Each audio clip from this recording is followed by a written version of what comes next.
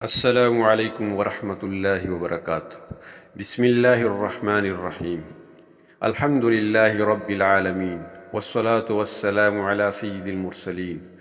میرے محترم بھائیوں اور بہنوں، آج ہم ایک ایسی عظیم شخصیت کا ذکر خیر کرنے جا رہے ہیں جن کی پوری زندگی قرآن و حدیث کی خدمت میں گزری، اور وہ ہستی ہے شیخ الحدیث حضرت مولانا ادریس رحمہ اللہ کی۔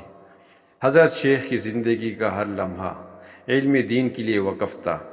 آپ نے ہزاروں طلباء کو حدیث کی برکتیں سکھائیں، ان کے دلوں میں سنت نبی صلی اللہ علیہ وسلم کی محبت پیدا کی، اور علم کے ایسے چراغ روشن کیے جو آج بھی روشنی بانٹ رہے ہیں۔ آپ درس حدیث میں انتہائی سادگی کے ساتھ مگر نہایت گہرائی سے بات کرتے تھے۔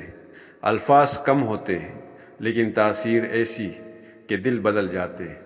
آپ کی گفتگو کا انداز بالکل ایسا تھا جیسے کوئی باپ اپنے بیٹوں کو محبت سے سمجھا رہا ہو۔ حضرت کی سب سے نمایاں خوبی اخلاص تھی، نہ نام کی خواہش، نہ شہرت کی تلاش، بس ایک ہی فکر، لوگوں کے دلوں میں اللہ اور رسول صلی اللہ علیہ وسلم کی محبت بیٹھ جائے۔ آپ کی مجلس میں بیٹھ کر ہر شخص یہ محسوس کرتا کہ یہ علم نہیں، یہ نور ہے جو دل پر اتر رہا ہے۔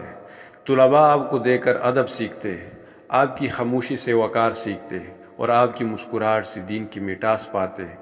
ہمیں چاہیے کہ ایسے بزرگوں کی زندگی سے سبق لیں، آپ بھی قرآن و سنت سے اپنا رشتہ مضبوط کریں، علم والوں کی صحبت اختیار کریں، اور اپنے گھروں میں دین کا ماحول پیدا کریں۔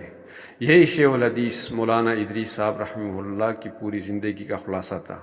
اللہ تعالی حضرت کی قبر کو منور فرمائے، درجات بلند فرمائے، اور ہمیں بھی دین کی خدمت کا سچا جذبہ عطا فرمائے۔ آمین یا رب العالمین۔